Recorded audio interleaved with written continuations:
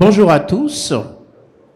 Merci d'être venus nombreux sur cette atmosphère aménagement et habitat durable des salons des maires.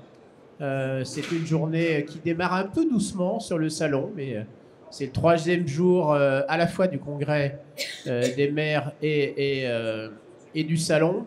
On va parler aujourd'hui des territoires zéro exclusion énergétique, avec des élus, avec des techniciens, avec des experts, tous ceux qui mènent le projet.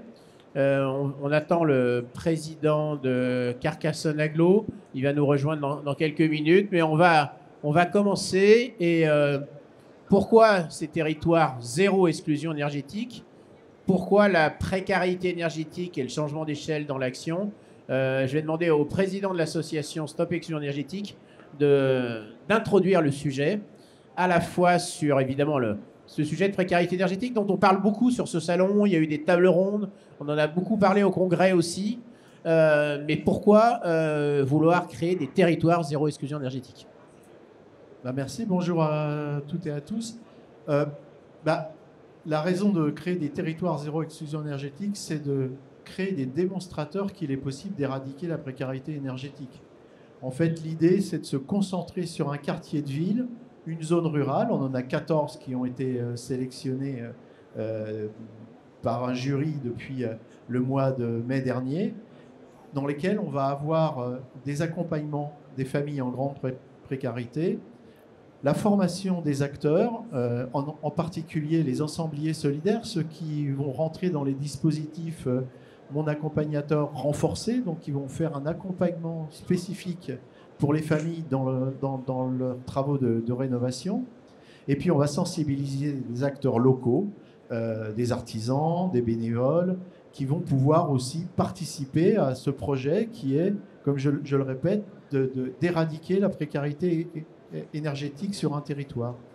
On a 14 démonstrateurs. Notre objectif, c'est d'en faire 100 rapidement, à partir de 2026, et donc de généraliser, de massifier la rénovation globale et performante pour les personnes en grande précarité, qui est la seule solution pour sortir ces personnes de la situation dans laquelle ils se trouvent.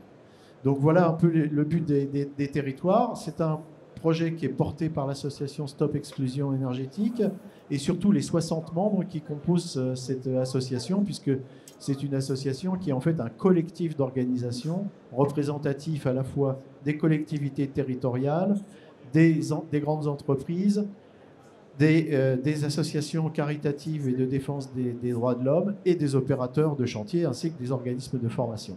Voilà pour la présentation de Territoire Zéro Exclusion Énergétique, et je te redonne la parole, Gilles. Merci beaucoup. Donc, moi, je suis Gilles Béraud, je suis le directeur général de l'Association des territoires.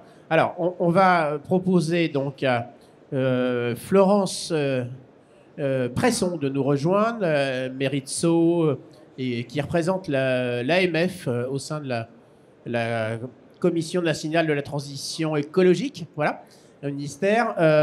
Karine Martin-Roguet, qui est la mairie de Paris, enfin qui est la mairie de Paris, qui à la mairie de Paris pilote le premier plan de lutte contre la précarité énergétique. Pascal Laguilly, qui va nous rejoindre, qui est adjoint au maire de Noisy-le-Grand, mais qui est aussi représente Grand Paris Grand Est, très impliqué sur ce projet. Et attendez, installez-vous ici. Voilà. Et je vais vous proposer non, comme vous voulez, ou vous serez mieux là, je pense. Voilà. Et Régis Banquet, qui est président de Carcassonne Agglo, autre territoire zéro exclusion énergétique, notamment la partie nord-est du territoire. Alors, on va des personnalités différentes, des territoires différents et des rôles différents aussi, évidemment, au sein de ces territoires. On a autour de la table des élus et une technicienne. Peut-être on va commencer avec Florence Presson. Comment on agit concrètement sur le terrain? Pourquoi Grand Paris Grand Est a été un des 14 lauréats? Parce qu'il y a une expérience et parce qu'il y a une ambition. Mais plus globalement à l'association des maires, je crois que ce sujet de la précarité énergétique arrive, quoi. Oui, tout à fait. Bonjour à toutes et tous. Il est clair que la lutte contre l'exclusion énergétique est une priorité de l'ensemble des élus.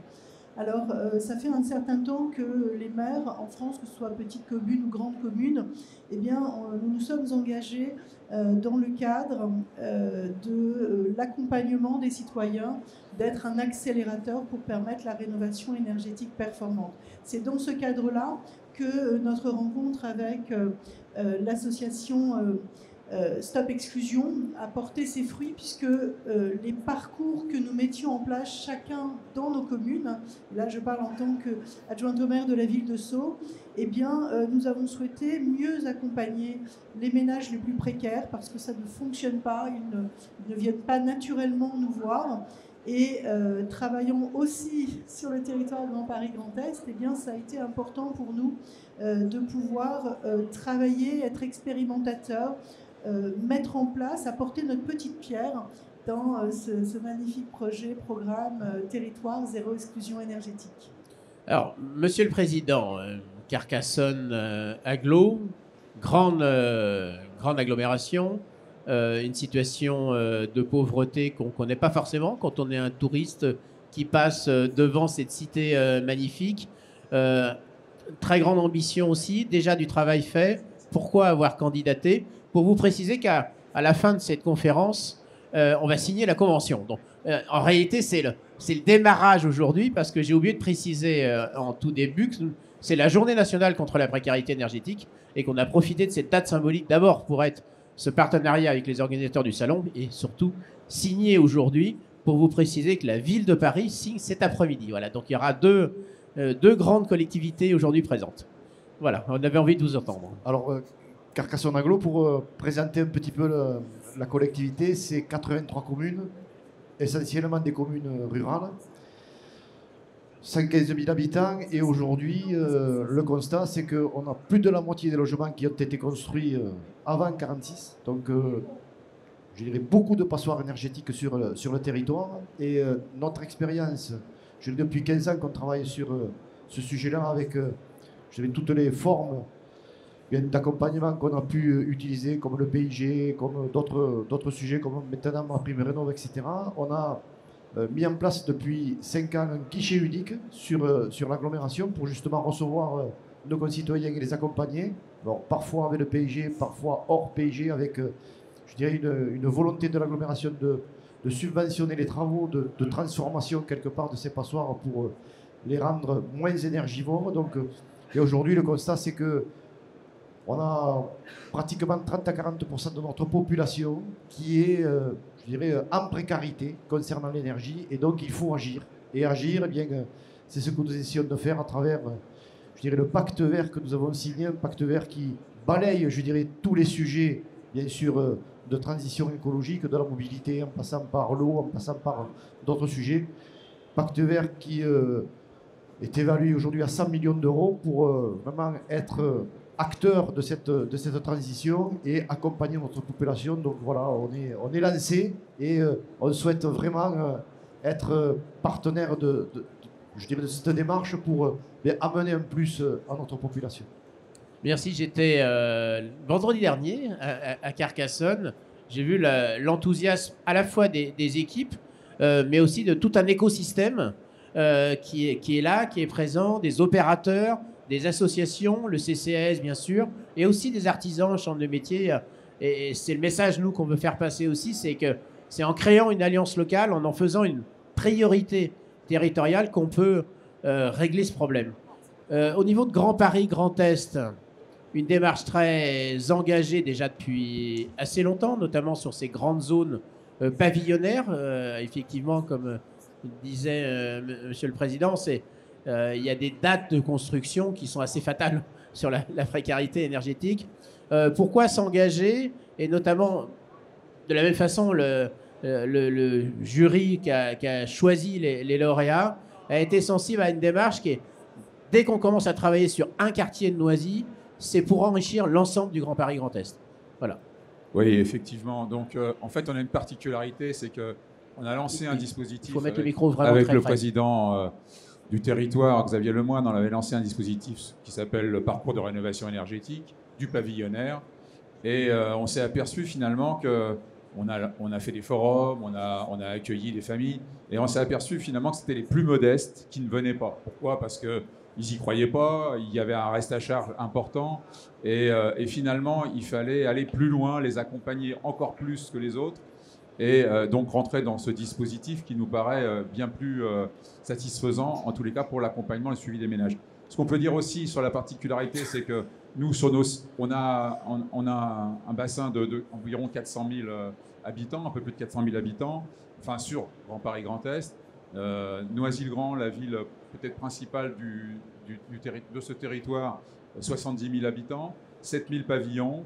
Et on a identifié, alors je reprends mes chiffres, environ 1200 pavillons qui sont concernés par cette précarité énergétique, 900 ménages modestes, et 700 familles monoparentales qui sont quelquefois associées aux problématiques et aux difficultés financières.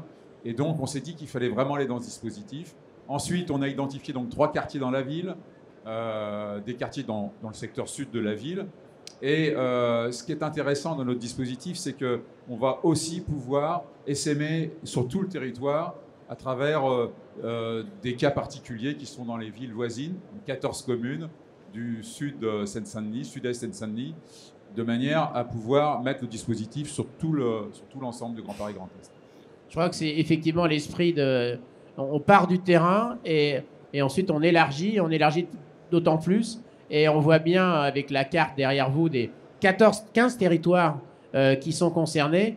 C'est un démonstrateur. L'enjeu, comme le disait Bernard Saint-Cyr, le président de l'association tout à l'heure, c'est justement de changer d'échelle. Et même les 100 territoires suivants seront encore que 100 quartiers. La situation des propriétaires occupants en situation de pauvreté en France et qui vivent dans les passoires thermiques, c'est 500 000 familles. Donc on voit bien que voilà, on sera de toute façon pas à l'échelle, mais c'est une étape importante, c'est un démonstrateur puisque le programme engage 3000 accompagnements de familles. Mairie de Paris, Karine Martin. Alors, c'est intéressant, vous voyez, on est sur la ruralité, on sait qu'il y a de plus en plus de personnes en situation de grande précarité énergétique, dont certains se remettent à vivre dans une seule pièce l'hiver, comme faisaient mes grands-parents au fin fond de la Bretagne. Il y a une partie pavillonnaire périurbain. Bon, et il y a aussi le centre-ville. Donc, on a parfois l'impression qu'il n'y a que les riches qui vivent à Paris, mais je crois qu'on en est très très loin. On en est très très loin. Bonjour à tous. La ville de Paris, c'est 2 millions d'habitants. C'est 58% de passoires thermiques. On a lancé un premier plan de lutte contre la précarité énergétique en 2021. On a lancé un SLIM pour repérer les ménages. Il s'agissait de créer un observatoire pour savoir de quoi on parle, combien de ménages sont en situation de précarité énergétique à Paris. Par une règle de 3, par rapport au mode de calcul de l'Observatoire national, on arriverait à 100 000 ménages. Mais où sont-ils? Qui sont-ils? Est-ce que cette règle de 3 est valable? Parce qu'il y a tous ceux qui ne se chauffent pas. Les Parisiens se chauffent moins que les autres territoires, 20% de moins de chauffage. Alors ça s'expliquerait par les habitats collectifs. Donc on peut être chauffé par les voisins, les logements sont plus petits. Donc il y a moins de dépenses de chauffage. Donc par rapport au mode de calcul national, ça ne colle pas tout à fait. Donc qu'est-ce qu'on fait avec nos 100 000? Donc on a fait un SLIM et seulement en un an, on a repéré seulement 220 ménages, ce qui est vraiment rien du tout quand on voit l'impact. Et on a eu l'opportunité, on a eu vent de territoire zéro exclusion énergétique. On s'est dit ça peut être un moyen d'intensifier le repérage et les actions, puisque là, l'offre permet d'accompagner jusqu'à la rénovation globale des logements. Alors à Paris, on va avoir le challenge de se dire rénovation globale, l'ANA apporte des aides quand on atteint 35% de gains énergétiques. Est-ce que cela est réalisable quand on est dans une copropriété? Donc nous, on n'est pas sur de l'habitat individuel, on a vraiment que de la copropriété. Donc on a choisi l'arrondissement le 18e, donc c'est quand même 191 000 habitants, ça reste quand même une grosse maille. Mais on n'a pas souhaité diviser à l'intérieur de l'arrondissement par souci de cohérence. Il faut que les habitants s'y retrouvent. Et si on favorise un quartier plutôt qu'un autre, ça pose des problèmes de lecture après, de visibilité. Donc on s'attaque à 191 000 habitants. On va accompagner 280 propriétaires occupants dans ce panel-là. Le 18e arrondissement aurait 3500 propriétaires occupants éligibles. Il y a plus de 370 000 personnes qui vivent en dessous du 3e décile à Paris. Bref, il y a beaucoup de propriétaires occupants très pauvres qui sont dans leur logement depuis très longtemps et qui n'ont plus les moyens de subvenir à leurs besoins, à leurs charges. Voilà. Et dans le 18e arrondissement, c'est aussi l'arrondissement où il y a le plus de propriétaires occupants pour seulement 20% de logements sociaux. Alors, la particularité aussi, c'est que là, on parle de copropriété. Et donc, embarquer, on va rentrer dans le concret. Là. Comment on embarque les décisions quand on a dans le même bâtiment quelqu'un très pauvre, quelqu'un qui a les moyens de se chauffer et qui est dans un étage où on s'en souffre vraiment. On sait bien qu'à Paris, le problème, c'est quand on est très très haut. Comment on envisage la relation avec les copropriétés ? Alors, il y a déjà des actions qui sont menées. Il y a déjà une politique volontariste à Paris avec Éco-Rénovons Plus, qui est un programme qui travaille avec l'ensemble des copropriétés. Mais les démarches sont très, très longues. Donc, on se dit que peut-être on va travailler avec des copropriétés qui ont déjà fait une démarche vis-à-vis de coach copro, qui ont déjà initié quelques renseignements, vérifier si on a bien plusieurs propriétaires occupants. Voilà, donc on va commencer les réunions de travail lundi prochain, le premier comité opérationnel. Donc là, il faut se réunir entre experts en fait, et voir comment on agit sur le territoire. C'est un vrai défi. C'est un vrai défi. Florence Fresson, vous avez à la fois, évidemment, vous êtes élue AMF, mais aussi une mission de terrain auprès de Grand Paris, Grand Est. Comment on accompagne les familles ? Nous, on défend dans le collectif, évidemment, la notion d'ensemblier solidaire, la personne qui accompagne de bout en bout. Concrètement, comment ça se passe déjà et comment ça va se passer ? Alors, sur Grand Paris Grand Est, on a une agence locale de l'énergie et du climat qui est un point d'entrée, le point d'entrée France Rénov', avec une réorientation pour les ménages les plus fragiles. Et cette réorientation, jusqu'à maintenant, se faisait vers des opérateurs ANA, mais qui commençaient par dire, bon bah ok, nous allons prendre en charge votre dossier, mais commencez par nous envoyer 3 chèques pour un total de 800 €. Et à ce moment-là, tout s'arrêtait. Ce qui veut dire que les ménages qui avaient le plus besoin de nous étaient ceux que nous perdions à tous les coups. Là, ce que nous sommes en train de constituer, c'est les premiers ensembliers solidaires, avec un travail de définition des besoins, de recrutement, avec effectivement des gens qui sont dans le social, des gens qui sont aussi dans l'architecture, parce que nos communes, ce sont des communes qui sont soumises aux architectes du bâtiment de France. Donc une rénovation dans ces maisons, même si le ménage est très fragile, est encore plus compliqué, est encore plus cher. Donc nous sommes vraiment dans la démarche de constituer ces équipes. L'avantage que nous avons à aujourd'hui, c'est que nous avons déjà 5 équipes d'artisans qui sont constituées. 5 équipes d'artisans qui ont été formées par Dorémy et qui savent travailler ensemble. Ils débarquent dans une maison, chez un ménage, et ils vont avoir ce regard global de bon alors dans cette maison, pour qu'elle soit plus performante, nous allons faire telle mission, telle autre, telle autre.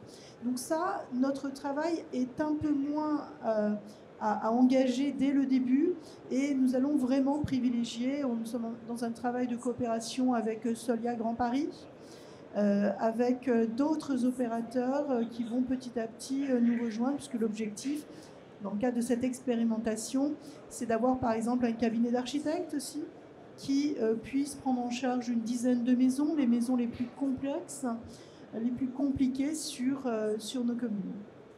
Régis Banquet, Carcassonne est un peu au sud.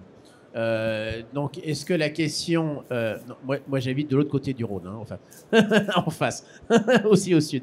La question du confort d'été, les gens s'en plaignent de plus en plus ? Ah oui. Aujourd'hui, on vit, je dirais, vraiment, nous, chez nous, ce que représente le changement climatique. Que ce soit sur le trop d'eau, avec des épisodes cévenols qui détruisent des territoires entiers avec les inondations, etc. Et puis l'été, une sécheresse difficile à supporter pour les agriculteurs d'une part, parce qu'ils n'ont pas d'eau pour irriguer leurs parcelles, mais aussi quand on est chez soi, avec des températures qui dépassent parfois les 40 degrés, mais c'est compliqué pour ces personnes-là qui sont soumises à des précarités hivernales avec le froid et qui sont soumises à des précarités estivales avec le chaud. Et donc, c'est tout ça qu'il faut adapter. Et moi, ce que je voudrais dire, c'est qu'aujourd'hui, on le voit, quand on travaille sur l'habitat, on fait de la tantenne. Et chaque territoire a je dirais, ses spécificités, sa façon de s'organiser, etc. Et je dirais j'ai des actions très ciblées par rapport, comme les copropriétés sur Paris, comme je dirais le pavillonnaire sur le Grand Est. Aujourd'hui, moi je suis convaincu d'une chose et je me bats pour ça. C'est que l'État, eh bien, il faut qu'il décentralise cette compétence habitat au niveau local. Parce que c'est au niveau local et on le voit avec vous. C'est dès qu'on fait appel à l'État, ça devient compliqué. Alors que nous, je dirais au niveau local, les élus locaux en général, on est des élus de solution, pas des élus pour créer des problèmes. Et souvent, lorsque les services de l'État se mêlent de quelque chose, ils nous créent plus de problèmes que de solutions. Donc, décentraliser, je dirais, les décisions et la gestion de tous ces fonds, comme ma prime rénov', etc., les fonds de l'ANA, etc., c'est quelque chose d'essentiel pour réussir. Parce que le problème, c'est pas qu'on veuille être plus malin que les autres pour gérer les fonds de l'État. C'est réussir la transition énergétique et réussir pour nos concitoyens. C'est ça le but.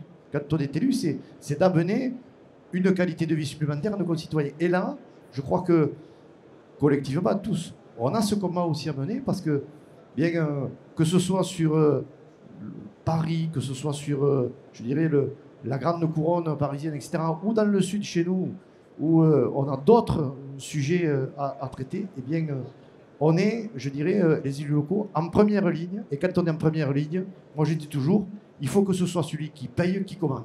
Et donc là, à un moment donné, eh bien, il faut qu'on puisse gérer toutes ces problématiques en fonction des spécificités de notre territoire. Et je suis convaincu que là, on ira vers une démarche de réussite. Et comment vous traitez? Parce que c'est un sujet et à la fois passionnant, parce que quand on agit pour le social, c'est bon pour l'environnement, ça crée de l'emploi local et c'est bon pour la santé. Il n'y a pas tant de sujets que ça. Mais chez vous, ça va concerner l'habitat, mais ça va concerner la solidarité, l'économie, la formation. Comment vous arrivez à créer une vraie transversalité dans vos équipes? Alors, vous avez créé une régie déjà qui est opératrice elle-même, donc déjà peut-être nous expliquer pourquoi vous l'avez créée et comment vous traitez globalement ces questions de transversalité. On a tous ces différents schémas, que ce soit le PLH, que ce soit le PCAET pour le climat, etc. On a beaucoup de schémas, beaucoup de compétences qui se superposent les unes aux autres quand on va vers la rénovation de l'habitat.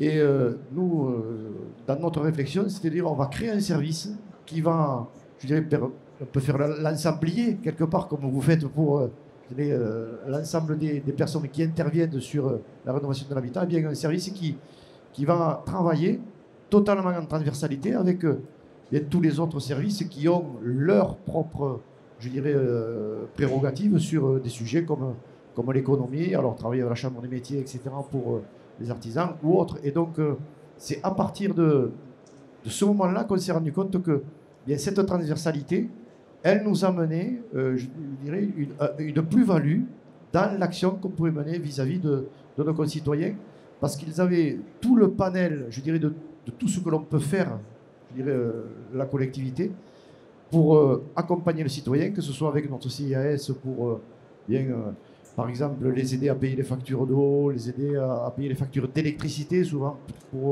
parce que c'est des personnes qui sont en difficulté, surtout l'hiver, lorsqu'il faut chauffer les logements. Et donc, CIAS, développement économique, habitat, etc., eh bien, tout ça travaille de concert et est piloté par une structure qui est au-dessus, de façon à assurer cette transversalité. Et au niveau de Grand Paris, Grand Est, alors, on sent bien quand même que la dynamique vient aussi des plus hauts responsables, à la fois alors les vice-présidents spécialisés, mais aussi quand on a un président passionné, compétent sur le sujet, comme vous ou comme Monsieur Lemoine, je pense que ça doit aider, mais ça suffit pas. Effectivement, il faut quand même organiser tout ça, parce qu'à l'arrivée, il faut rentrer chez des gens, non seulement qui sont en grande difficulté de vie, mais qui se cachent. Donc comment vous, au niveau de Grand Paris, Grand Est, vous travaillez? Alors là, ce que je voulais dire tout à l'heure, c'est que dans le francilien, dans l'Est francilien, on a beaucoup accompagné les copropriétés. On a beaucoup accompagné Les bailleurs sociaux, nous on fait des clubs d'animation avec des petits déjeuners avec eux, donc on les a incités à la rénovation. Les copropriétés, on a un club copro dans 5 villes du territoire, donc on a incité les copropriétaires à faire leur rénovation et on n'avait rien fait sur le pavillonnaire. C'est aussi pour ça qu'aujourd'hui on travaille sur le pavillonnaire et tout à l'heure, pour revenir sur les chiffres, on avait une vraie problématique dans le secteur pavillonnaire. Pour revenir à votre question, effectivement, la problématique c'est d'aller de faire de l'îlotage, si je puis dire, d'aller chez les gens. Là, on a une copropriété horizontale, donc de pavillons. En fait, il y a 90 pavillons, mais on est en train de travailler sur les 8 premiers pour essayer d'inciter, de donner une dynamique dans le quartier de réhabilitation, parce qu'en fait, dans ces pavillons, on s'est rendu compte que plus de 60% des ménages étaient concernés par la précarité. Et donc, en fait, il va falloir effectivement aller sur le terrain. Alors là, on va se faire aider par le CCAS de la ville, par le PIMS local, qui est un acteur qui connaît bien les problématiques locales. On a un dispositif avec Engie sur le Civigaz qui vont aller, alors pour les logements concernés par le gaz, qui vont aller faire une identification des problématiques sur la précarité énergétique. Et tous ces dispositifs, on va finalement amalgamer les retours pour pouvoir effectivement ensuite aller vers les familles et les accompagner vers leur habilitation. À Paris, vous avez prévu aussi des animations, de la mobilisation. D'ailleurs, aujourd'hui, cet après-midi, si vous voulez, il y a un débat ce soir. Il y a aussi des fresques de la précarité énergétique, un outil qu'on a développé et lancé il y a quelques mois au niveau du collectif. C'est un peu la même question, parce que Paris, rien n'est simple. Ça implique beaucoup de gens, et c'est normal, d'autant que c'est l'aspect capital. Donc comment concrètement on arrive jusque chez les gens, quoi? Alors en fait, on va s'appuyer sur le SLIM. On a tiré les conclusions, les conséquences, les enseignements de la première année un petit peu compliquée, où on s'était basé sur un réseau de signalants. On a formé 450 professionnels, dont 350 travailleurs sociaux, qui sont en contact avec les usagers, à repérer. Sauf que les travailleurs sociaux eux-mêmes ne sont pas convaincus, puisqu'à Paris... Mais ils ne sont pas convaincus ou ils ne sont pas compétents sur la précarité énergétique? On les a formés. Maintenant, ils ont beaucoup de sujets. Je pense qu'il y a les deux. Il y a les deux. Je pense qu'ils ne sont pas convaincus parce qu'en fait, à Paris, le locataire a l'impression que si il se manifeste, alors beaucoup de locataires sont, mais c'est pas le sujet des locataires aujourd'hui, mais c'est juste pour répondre à la question. Les locataires considèrent que si ils se font repérer, ils vont perdre une chance d'avoir un logement social ou le propriétaire va les mettre à la rue. Mais pour revenir sur nos propriétaires, je pense qu'il y a et du coup, nos bailleurs sociaux ont peur d'aggraver leur situation finalement, parce que le dispositif, ils ne le connaissent pas encore vraiment. Donc, on est en train de communiquer là-dessus. Et concernant les propriétaires occupants, en fait, c'est les grands perdants de l'histoire, parce que tout le monde pense qu'ils sont riches, qu'ils n'ont qu'à vendre, et du coup, ils seront à la tête d'un gros patrimoine. Sauf qu'en réalité, ils ont un logement qui est complètement invendable, dans lequel ils peuvent pas. Et puis, ils vont où ? Ils sont peut-être âgés, parce que ça fait 50 ans qu'ils sont dans ce logement. Donc, c'est de la maltraitance vis-à-vis des personnes âgées. Donc, ce qu'on a fait, c'est que pour le repérage de ces 280 propriétaires occupants, on a profité du lancement du bus précarité énergétique, du bricobus précarité énergétique des compagnons bâtisseurs, qui, dans leur proposition, donc on a subventionné ce projet en juin dernier, et dans leur projet, ils proposaient de faire des opérations de porte-à-porte de repérage. Donc on va commencer comme ça, on va les légitimer, et on a formé là, donc à partir d'aujourd'hui, tout usager donc tout propriétaire occupant également, qui habite à Paris, peut appeler le 3975, c'est la plateforme numérique, le numéro d'appel unique de Paris. Donc on a formé les téléconseillers qui sont capables de remplir le fichier, le formulaire de signalement. Alors on nous a demandé pourquoi c'est pas l'usager lui-même qui remplit, parce que l'usager lui-même fracture numérique, parce que l'usager lui-même encore une démarche administrative, et qu'à un moment l'objectif de notre expérimentation c'est de prendre par la main et d'accompagner. Donc si on les laisse remplir leur propre formulaire, on scie notre propre planche. Donc on a l'opération de porte-à-porte, des flyers, un accompagnement par l'ensemble des associations, travailleurs sociaux, des flyers à l'usage du grand public pour leur dire c'est gratuit, on peut vous accompagner, et puis même maintenant, appelez le 3975, on pourra vous envoyer. Alors si l'usager veut plus d'infos, on l'envoie vers les PIMS, vers les ADIL, vers les travailleurs sociaux, mais voilà. Merci, il est déjà temps d'aller vers une conclusion avant qu'on signe avec Monsieur le Président la charte et la convention. Très simplement, qu'est-ce qui manque, comment aller plus vite? On a aujourd'hui des annonces importantes ministérielles qui nous disent que d'abord, il y a un budget de 5 milliards sur la rénovation, le financement des accompagnateurs, un financement qui peut aller jusqu'à 90%, plafonné à 70 000 pour les plus précaires et aussi souvent handicap et autres. Bon, comment on va pouvoir encore accélérer et répondre à vos besoins de terrain qui sont absolument immenses? On commence avec Karine. Ouais. Comment accélérer? Comment accélérer? En fait, ça va être vraiment, c'est le pari du programme, hein, la densification, la massification, mobilisation des acteurs, le partage, je pense franchement, entre nos territoires, hein, même si vous rencontrerez forcément des copropriétés et des logements. Je ne peux pas dire qu'on aura beaucoup de pavillons à Paris, mais en tout cas, il y a je pense qu'il y a aussi la professionnalisation des artisans, parce qu'on va tomber très vite sur cette limite-là. Donc c'est vraiment en agissant sur tous les aspects de formation, de mobilisation, de partage d'expérience et de rassurer. Il faut rassurer les usagers aussi. Ok, rassurer, monter en compétences et surtout monter en compétence de la capacité à faire des choses assez globales. C'est pour ça qu'on parle d'ensemblier. Pascal Laguili, même question. Qu'est-ce que vous espérez au-delà des quelques centaines de familles qu'on va accompagner dans le programme? C'est un démonstrateur, c'est un point de départ. Je crois qu'ici, les moyens sont mis. Enfin, je pense qu'on est dans un dispositif qui est vertueux et qui nous paraît accessible. Je pense qu'effectivement, la difficulté, c'est d'être vers les gens, parce que, encore une fois, ils n'y croient pas forcément, ils sont un peu inquiets, soucieux, craintifs. La problématique du reste à charge, puisqu'il restera au moins 10% à charge, voire un petit peu plus.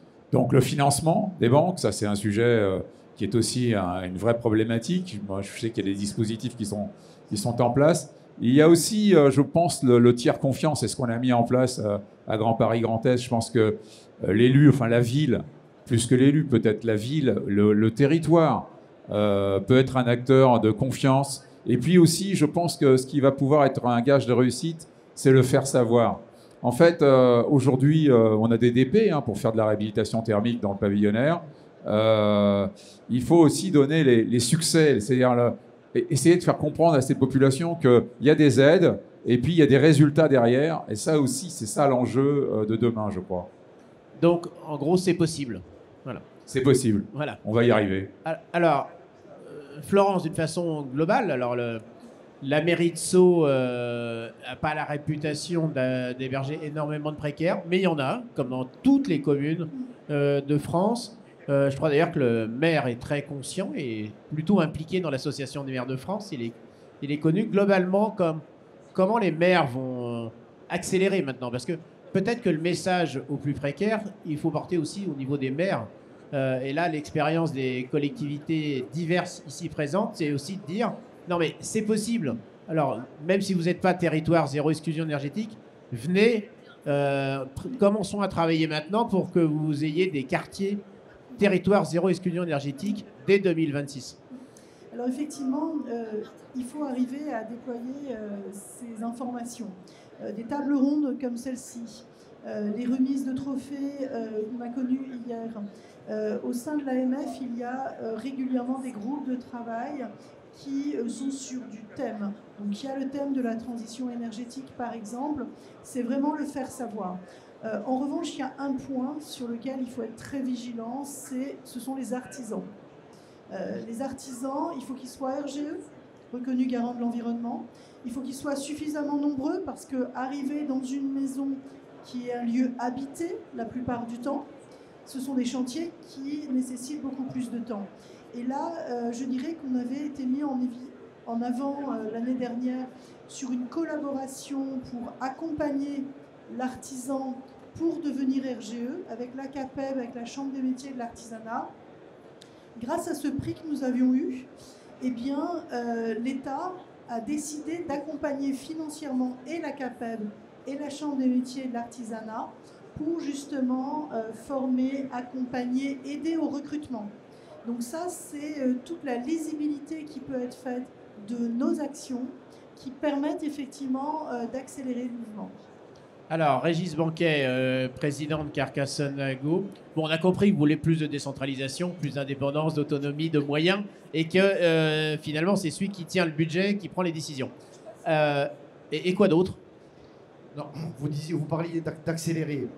C'est vrai, mais on est face peut-être au plus grand chantier que la France a mené aujourd'hui. C'est peut-être le plus grand chantier, et moi, je suis fier d'y participer, comme certainement tous les élus locaux. Alors c'est vrai qu'il faut aller vite, mais je dirais il ne faut pas se presser. Il faut aller, je dirais, embarquer toute la population. Ça demande, je dirais, une attention particulière, parce qu'il ne faut pas, il faut pas se louper. Il y a les artisans qu'il faut former, qu'il faut bien quelque part amener à, je dirais, travailler dans le bon sens de la transition énergétique. Il y a toute la population, les précaires qui n'osent pas aller vers le guichet unique ou vers la collectivité parce qu'ils ont peur sur le reste à charge, etc. Donc tout ça, c'est toute à la fois une concertation, une communication, etc. Il y a le faire savoir qui est important. Et il faut embarquer notre population au sens large du terme. Et pour l'embarquer, eh bien, c'est avec toutes les actions, comme disait ma collègue, que l'on va mener aujourd'hui de communication, comme aujourd'hui ou comme nous le ferons dans le futur, que nous arriverons à embarquer cette population, mais en jouant collectif au niveau des collectivités locales. Comme le disait Paris, c'est tous ensemble qu'on doit travailler avec des retours d'expérience différenciés, parce que bien sûr Paris, c'est différent qu'à Carcassonne, c'est comme ça. Mais on a tous le même but, mais on ne va pas y arriver par le même chemin.